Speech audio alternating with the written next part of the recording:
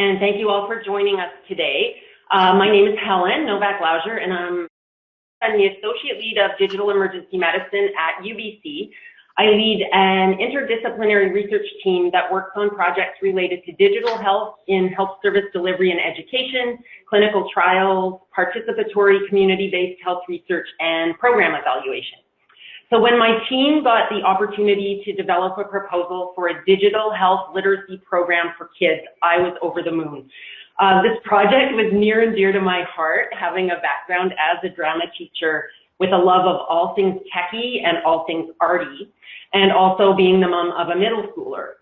So with support from a BC Charitable Foundation, UBC Faculty of Medicine, and the Lawson Foundation, we embarked on developing Learning for Life. My colleagues and I are going to share some experiences of our journey so far. First, I'm going to provide a bit of a background and an overview of Learning for Life. I'll also talk a bit about digital health literacy and how and why we address it in the program. Then I'm going to turn it over to Sheila and Georgia, who will talk about their experiences using Learning for Life in the classroom and as Learning for Life curriculum developers. All right, so Learning for Life. I'll tell the story, a little bit of the story. So Learning for Life essentially combines classroom instruction with online exploration to build capacity for digital health literacy and healthy lifestyle behavior skills for grades 4 to 7 students, teachers, as well as parents and families. To support informed health decisions and address the increasing prevalence of type 2 diabetes, Learning for Life builds digital health literacy skills and promotes healthy lifestyle behaviors among intermediate elementary students in grades 4 to 7. The initiative produced curriculum-based resources for educators to use in BC classrooms, which includes a comprehensive teacher's toolkit. We've got 2 editions so far. Student workbook, interactive online graphic novel, and interactive online comics. So with the support of the Lawson Foundation, Learning for Life developed an approach for exploring how technology can support students in being healthier by building competencies in digital health literacy while balancing screen time with healthy behavior. Also facilitate learning and goal setting around 5 healthy lifestyle behaviors, so physical activity, nutrition and healthy eating, sleep hygiene, stress management, and social connectedness. So as I said, Learning for Life has 2 components. In the first iteration of Learning for Life, where we developed a prototype with the help of student and teacher end users in 3 schools. As part of the UBC team, I was engaged to develop the first edition of the toolkit.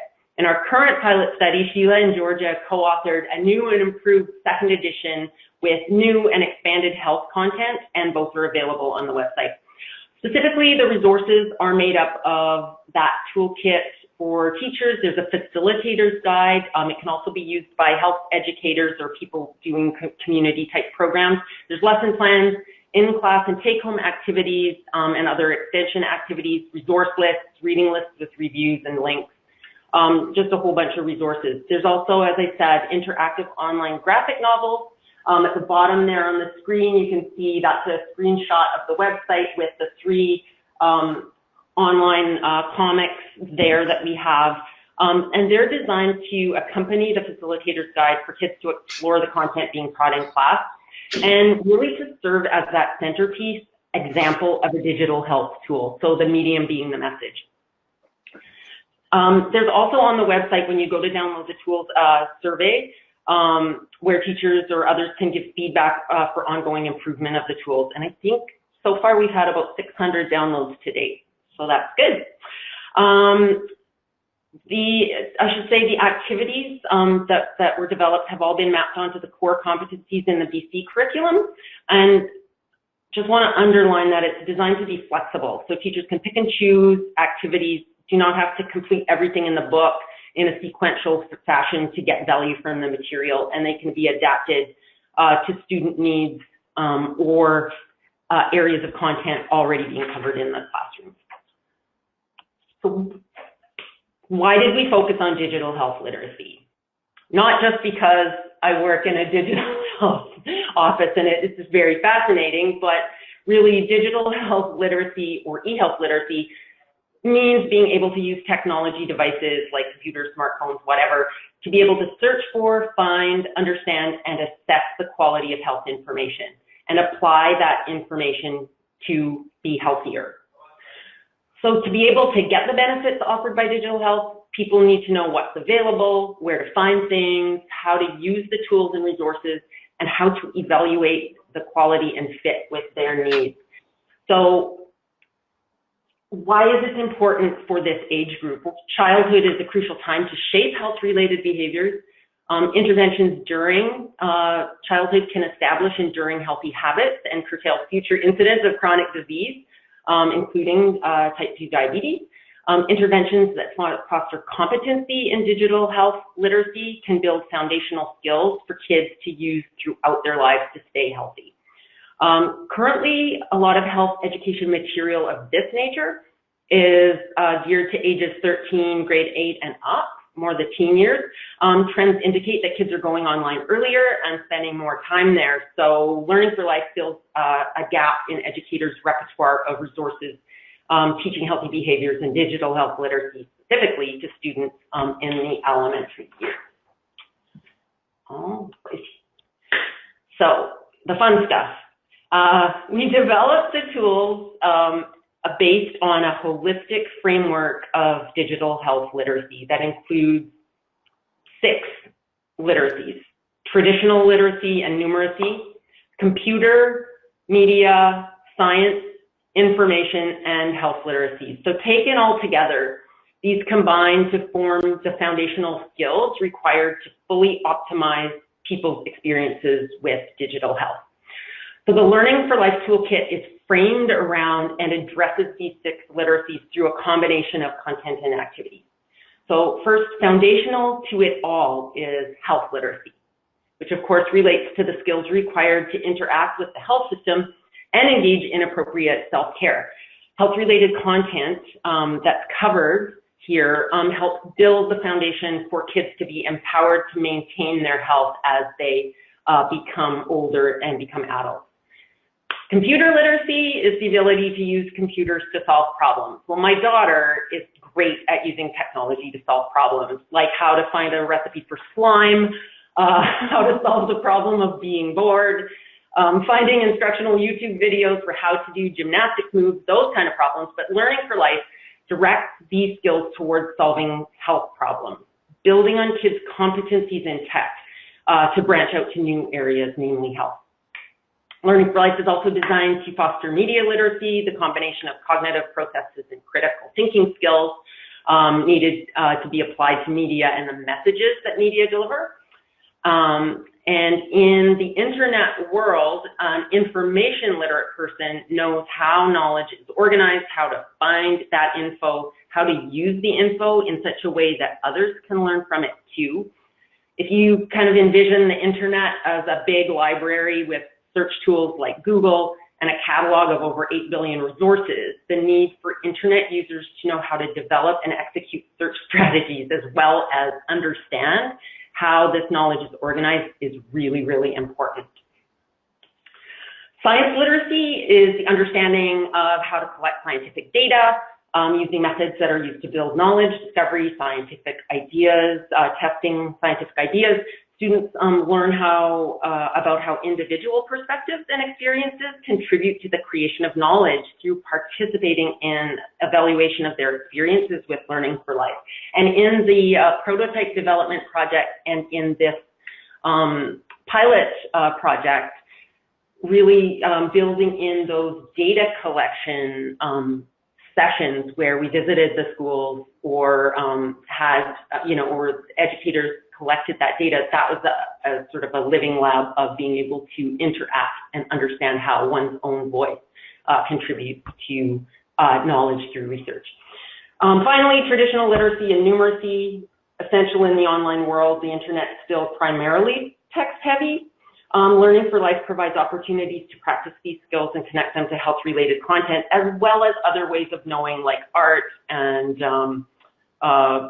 various different means of expression. So all the literacies. toolkit framework built around those facets of digital health literacy. And those topics include things like physical activity, nutrition, healthy eating, sleep hygiene, stress, social connectedness, take-home and class activities, as I noted. I'll just share a couple of examples, for, like as I was just saying, in terms of the science literacy as they're participating in a research project through Learning for Life. You know, there's some activities that Georgia and Sheila built in around understanding data and how do we learn from it, what do quantitative and qualitative research look like, you know, some examples there. Also, what is informed consent? Why is it important? And similarly, in the media literacy content, kids are able to critically analyze various media, produce their own media, such as comics or parodies of advertisements, those kinds of things. And I'll just flash up here a couple of examples of, in the prototype development, some of the school kids, I think these were grade 6, 7, making their own health comics. And I was just floored by how amazing their work was. There's another example of the tell your own health story. And then here is an example of app development, kids designing their own app for health. So really these health comic projects and these kinds of things are examples of kids engaging with content through art, through language, through narrative and storytelling. Okay, so I would just say, like, some of the examples of these highlight the interconnectedness of the aspects of digital health literacy and multiple ways of interacting with the content that taps into diverse ways of learning and expression. Great. So we kind of moved from that prototype to the pilot study through iterative participatory development. Really working with the kids and the teachers in the schools to help us inform the development of the tools, test them out, give us feedback, help us improve those tools so that we could go on to the next phase. So key findings from that development phase were, and this is no surprise, that tools should be engaging and age appropriate for youth. When we spoke to the kids about the online graphic novel, we found that experiences that mixed reality and fantasy resonated with them, and they found it engaging and fun, and it was also able to communicate important health messages and show they're applicable in real life without overly personalizing it. Students were really enthusiastic about being able to take control and make some choices and test out different choices, being able to see how their choices affected the character, whose name was Ellen. We found that students also enjoyed that exploration, finding out information for themselves, learning in non-traditional ways, learning through doing and experiencing rather than listening. So findings from this prototype development helped us make improvements for the current suite of resources grounded in end user experience. So before I turn it over to Sheila and then Georgia after that, I'll just highlight a couple of things. One is because we explore a range of healthy behaviors, it's imperative for us to develop Learning for Life programming and resources with a multi-sectoral and interprofessional panel of experts, most of whom sit on our Learning for Life advisory committee. We've had so much input, so much help, so many people putting so many hours into this initiative. This allows us to develop relevant, impactful, sustainable resources and ensures the messaging aligns with key stakeholders in BC Child Health. As we continue to share the program, the advisory and partnerships will continue to be a foundation and network for growth, and we're really very grateful to be able to work with such a great network. Before I turn it over, I'll just highlight again the online graphic novel. There's a link included here, and as I noted, there are 3 different adventures to choose from at this point. One is The Legend of Spaghetti, which is about nutrition, Silent Emoji, which is about stress and social connectedness, and Sheep Trouble, which is about sleep hygiene. I won't do a demo now, but this may be something we, if we have time at the end to look at, but really encourage you to check it out in your own time. And without further ado, I'll pass it to Sheila. Thanks, Helen. Wonderful. Hello, everyone. Thank you for joining us today, especially because we saw from the poll that most of you are from the Lower Mainland, where it's beautiful and sunny today. My name is Sheila Ronsley, and I'm one of the co-authors of the second edition of Learning for Life. Currently, as you were told, I'm the vice principal at École Marlborough, an elementary school in Burnaby. Having the privilege of working with young ones every single day, as well as being the parent of teenagers, has really highlighted for me the importance of this collaborative work. Work that considers our changing world, that considers the new and old stressors that affect us all, and that makes mental health a priority. It's meaningful work. It makes us all ponder the question, how can we lead healthier lives? This is the question that Georgia and I posed with Antonia when we presented at a professional day in Burnaby with educators in February, and it really made everyone think about themselves as well. As you have heard, the toolkit is a labor of love. Many passionate educators, medical and health professionals, and other community stakeholders played a part in seeing this resource through to fruition. If we want our society to be healthier, it seems to make good sense that we work together in order to provide reliable information and resources. Through the discussions and the research we did, it really made me reflect on my own health. One of the things that seems like common sense, which may sound silly to those of you who do this for a living, which I see as most of you, but now I try and share with everyone the message to students, staff, parents, friends, random people at cocktail parties, is that our physical and mental health are strongly interconnected, and that what we do for our physical health also benefits our mental health. So we all have mental health, and this is something we've really been trying to share with students and through our whole school community, and that mental health will fluctuate throughout our lives depending on what is happening and how we're able to cope with life's beautiful ups and downs. Sometimes just talking about it will help motivate people to get moving or to make a behavioral change in their routine. The more we know, the better chance we have of being as healthy as possible. I do wish this would mean that I would always choose to go for a long, beautiful trail run instead of sitting on the couch scrolling through my social media, but I digress. I'm sure you're all better about that than I am. So how do we recommend you use this toolkit? Really, it's up to you.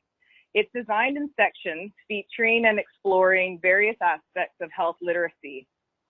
So each section, as you can see there, includes an overview, essential questions, learning standards, which is part of the new curriculum, lesson plan, materials, Blackline Masters, and medically vetted websites. This is a huge bonus for busy teachers. That this has already been looked at by people who know and understand. The websites are current, local, and research-based. As Helen said, it's not a sequential toolkit that needs to be followed in order. We suggest teachers or counselors peruse the toolkit and then jump in based on what you know about your students' knowledge, interests, and needs. It is meant for teachers to be responsive to their students. This also means to think about how we teach about health in a preventative way, but not scaring students. For example, if you eat too much fat, you'll have heart issues. We don't want to share that message. We also don't want to make false promises. If you do all of these things, you will live for a long time. And this is one of the things that I really learned from working with medical and health professionals about this. We knew about not scaring children, but I think it was really interesting that we have to be careful that we're not saying if you do this, then this will happen. There's a section in the toolkit called Other Considerations, which highlights the fact that health and well-being are complex and multifaceted concepts, and that there are some factors that children do not control, such as ethnicity, family history of disease, or social determinants of health. It's also true that not all of our families can afford healthy or fresh food, which tends to be more expensive and take more time to prepare. So being sensitive to these factors and thinking about how we can empower students without disrespecting their family situation, as we all know, is very important. So some classroom highlights. I've been lucky this year to co-teach using the Learning for Life toolkit with Sue Hara, a grade 5-6 teacher, and it has been such an amazing experience. You can see a picture of us teaching there. We look super happy. I've been the one taking the photos. So a couple of weeks ago, as I was preparing for this webinar, it was suggested I include a photo of me teaching.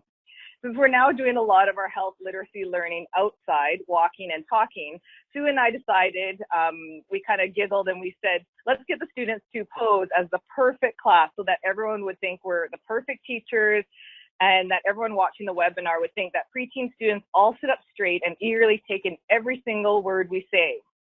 Well, those of you who are teachers or parents or coaches or who have ever seen children this age know this is never the case. So these photos are a bit staged, but the students have honestly been so engaged and interested in learning about how they can take control of their own health, which is very exciting for us. We started out by doing a baseline of the students' understanding of digital health literacy and then brainstorming questions they have about mental health. It was surprising to me, with all that we see in the media these days, that they had heard of mental health, but that the negative stigma was still quite strong. So we set up a wonder board in the classroom to display the questions on new learning. So you can see there, students add what they're learning, and then also they put sticky notes up with questions. So we're mixing kind of different types of media. One of the first lessons which really piqued their interest was what Helen was talking about, and using Sheep Trouble, the online comic.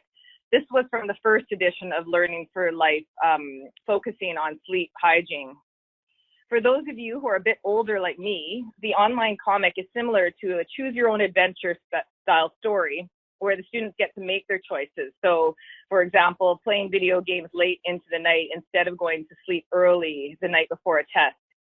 They could see what might happen with these different choices. And this was very engaging early on. And we challenged the students to share this information with others. So one student offered to share some sleep hygiene tips with the whole school at an assembly, and we have 930 students, and he appropriately dressed up in a robe to do this.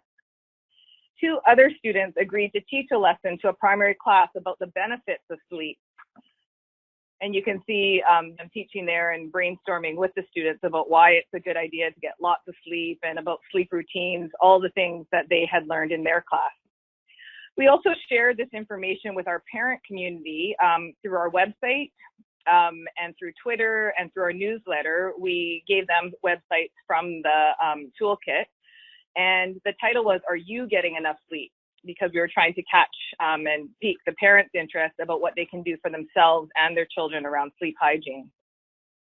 So we have been planning our next lessons based on student interest. So we've really jumped around. The teacher I'm working with would say, okay, we need to tackle nutrition next. She would use personal storytelling to enhance the lessons, and students really responded. We knew it was making an impact when one student sent the teacher a website she had found based on something from our last discussion. When we noticed them talking about their love of sugary drinks, we decided to do the sugar shock lesson, where we measured out amounts of sugar in each drink. Then we served them delicious cold water with slices of lemon and lime. And we learned that some of them had never tasted lemon or lime before. One of the best parts about teaching this relevant subject has been seeing that students transfer the knowledge into their lives. We're excited to share, they are excited to share what they're learning and about their stories from home. Right now, they're walking daily and trying to be as active as much as possible. The class has signed up for the Walk 30 challenge that Burnaby and New Westminster is doing, and they're walking 30 minutes a day. So the other day we went down Royal Oak Avenue, which those of you who know Burnaby, it's a big hill. And then we all ran back up, the teacher, myself, and the students, we all ran back up in intervals. When we got to the top, we spontaneously started waving at cars, and there was so much joy. We pointed out to them the link between getting our hearts beating and feeling good, positive, and hopeful. It was such a wonderful moment.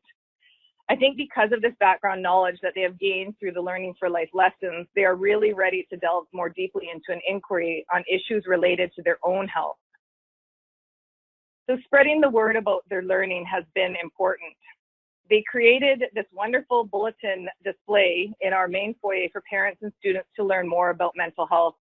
Notice it says, did you know everyone has mental health? and then they share there about different parts of it.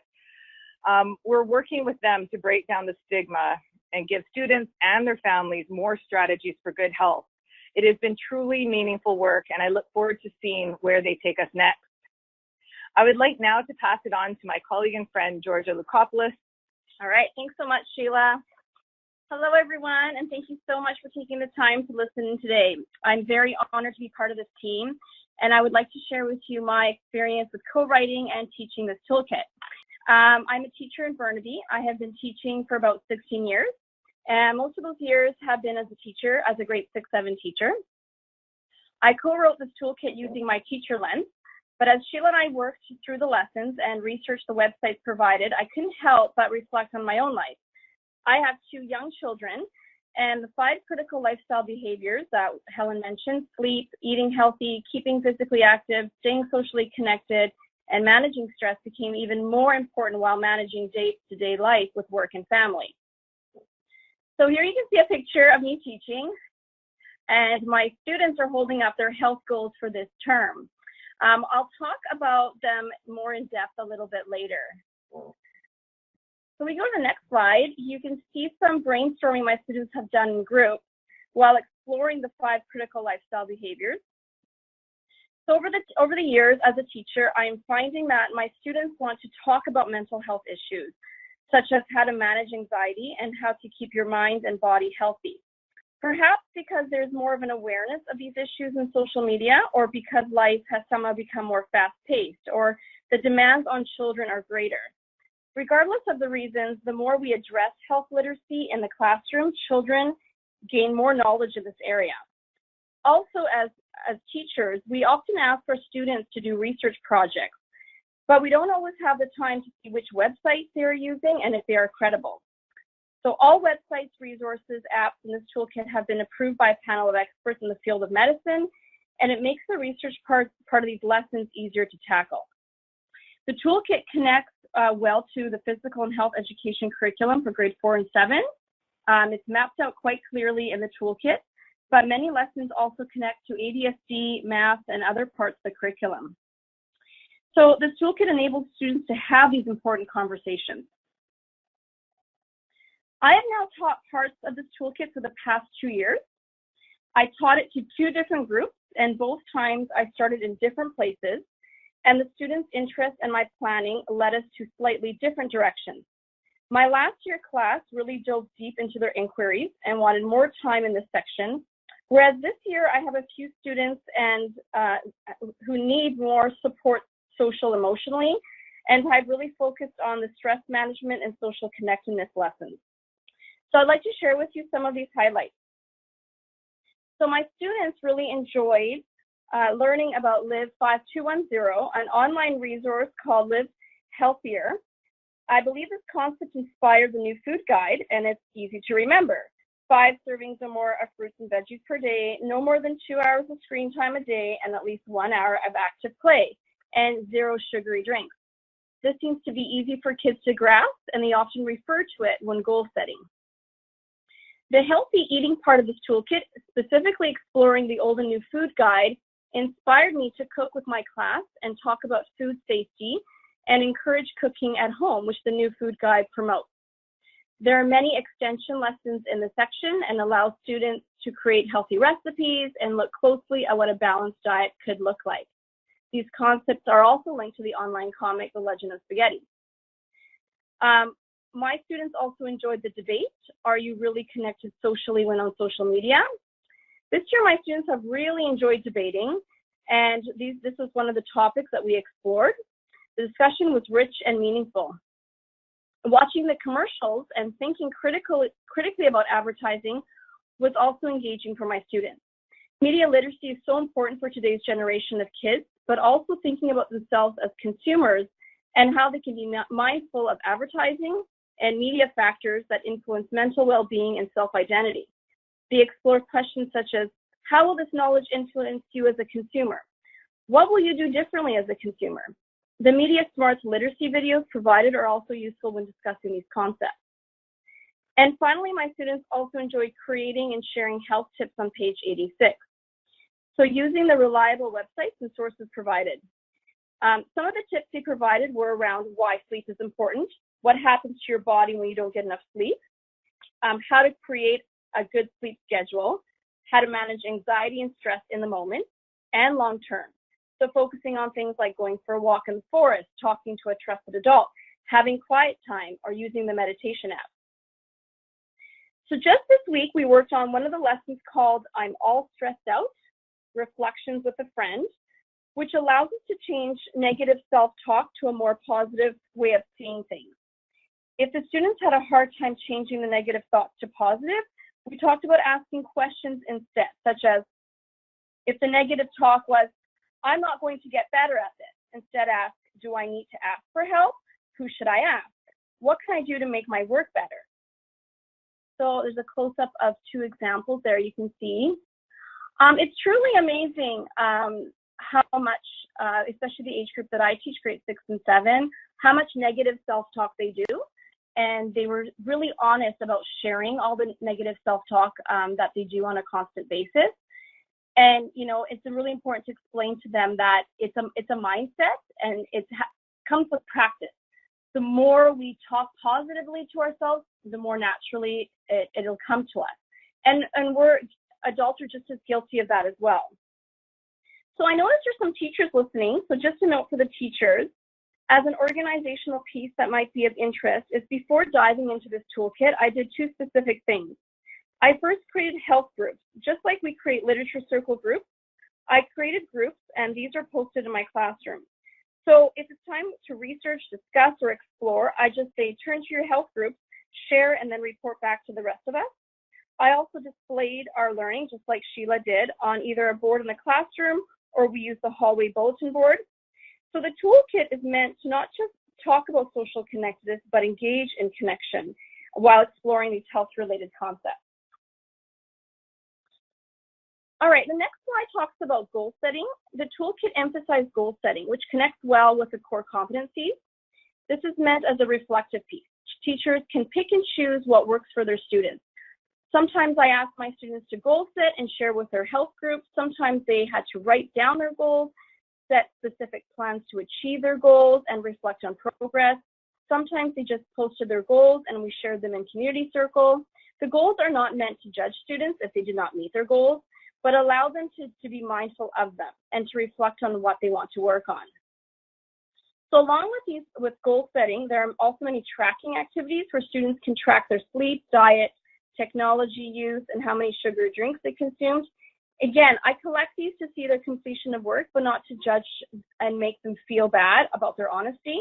I often use myself as an example and say to them, I check my phone before bed, which probably ruins my sleep, or eating that bag of chips while watching Netflix is probably a bad idea. But the more that they hear that we do these things as well, then they don't feel guilty or they feel like they're doing something wrong. The next slide is a close-up of some of my student goals for this term. It is interesting to note here, in the last 2 years, sleep is the most popular goal. I think lack of sleep is an issue for many kids, whether social media is a factor or lack of a sleep routine or a busy schedule. I know with my own kids, lack of sleep affects their minds and bodies, and they pretty much lose their minds when they are overtired. You know, they are 3 and 6, but sleep is crucial for everyone. The final thing I want to touch upon is if teachers are looking for a summative assessment piece, the inquiry activity on page 79 is what I have used as a way to evaluate my students on their understanding of all these concepts. Once the students have grasped the 5 critical lifestyle behaviors, then they are ready for this section. These questions on the slide you see were created by my last year class, and they're quite small, but I think you can see some of the questions there. Why do we need sleep? Why is sleep important? How can we get rid of stress? And how does stress affect us? How does stress make us feel or act? How does a balanced diet affect our sleep? And how does an improper diet affect our sleep? How does social media influence and impact us? Do social media influences set the standards, or do we make the standards? How can we de-stress? And how does sleep affect stress levels? So inquiry requires teacher guidance, as most teachers know, and there has to be discussion around what a high-level thinking question is, general understanding of this toolkit, as I mentioned. I worked with each of these groups to help them expand their questions and create sub-questions. And then they presented them. I'm looking forward to hearing what my students this year would like to explore, especially because I have a straight 7 and they absolutely love inquiry projects. Before I end, I just want to thank you once again for listening. The lessons in this resource will help support your students in understanding, exploring, and thinking about how we can lead healthier lives.